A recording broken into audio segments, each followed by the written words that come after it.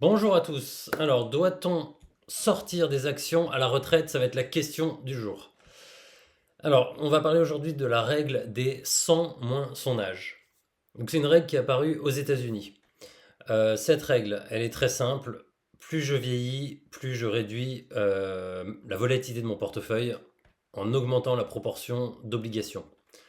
Donc, 100 moins son âge, bah, c'est très simple. Vous avez 30 ans, 100 moins 30, 70% actions, 30% obligations. À l'inverse, vous avez 70 ans, eh bien c'est l'inverse, 30% actions, 70% obligations. Alors je vais montrer ce qui est intéressant dans cette façon de penser et ce qui me dérange. Alors, de manière caricaturale, on va parler de Warren Buffett. C'est pour ça que j'ai mis une photo, enfin des photos de Warren Buffett à l'écran. Donc, il a 94 ans. Donc s'il respectait cette règle, il devrait avoir 6% d'actions. Donc ça n'a aucun sens puisque c'est un investisseur action, Warren Buffett, donc ça montre les limites de cette façon de penser déjà. Alors est-ce que c'est pertinent? Alors quand on débute, ça permet de se fixer des objectifs assez simples et de réduire la volatilité de son portefeuille. J'ai 20 ans, je mets 20% d'oblig et 80 en actions, 30 ans, 70. Donc, simplification, ça décomplexe, ça désensibilise à la volatilité. On se dit que ce n'est pas un problème, je respecte ma règle et je fais avec la volatilité des marchés.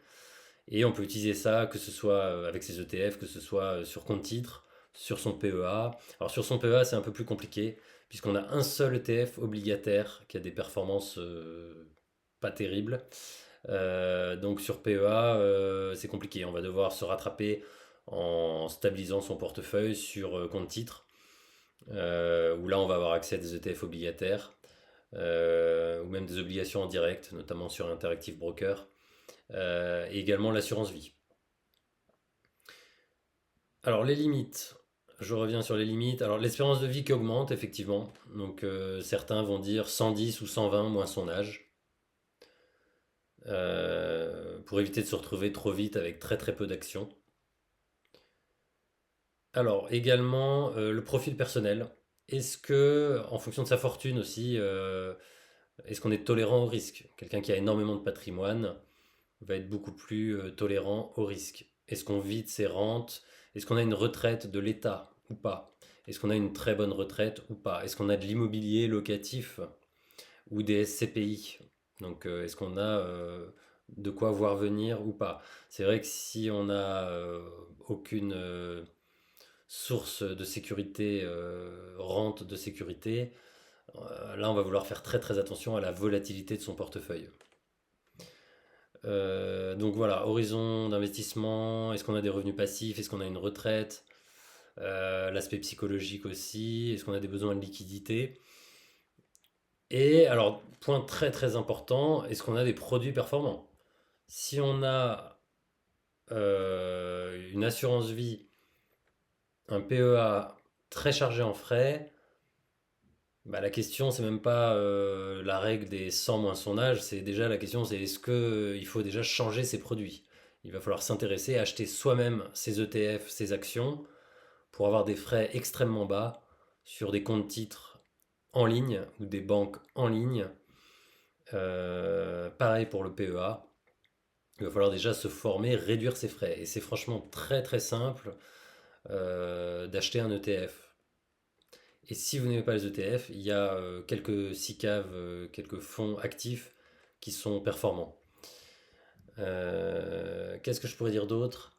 Oui, alors très important, en France notamment, on a les SCPI.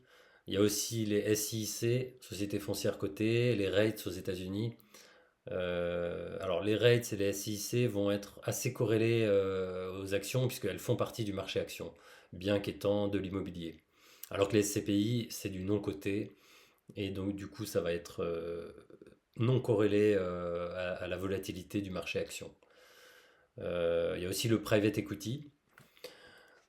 Donc voilà, il y a aussi la notion de résidence principale. Est-ce qu'on est propriétaire de sa résidence principale? Donc il faut vraiment voir au cas par cas.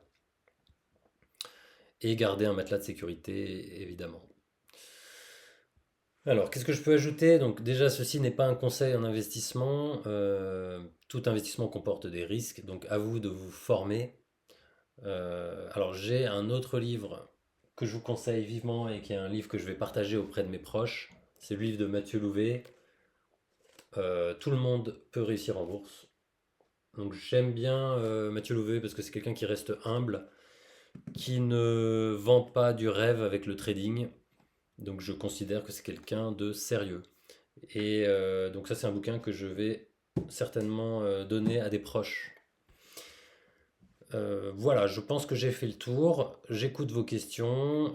N'hésitez pas à vos commentaires. Est-ce que vous êtes d'accord? Est-ce que vous n'êtes pas d'accord avec des points que j'ai évoqués dans la vidéo? Et qu'est-ce que vous pensez de cette règle vous concernant? Je vous souhaite une très bonne journée et à bientôt.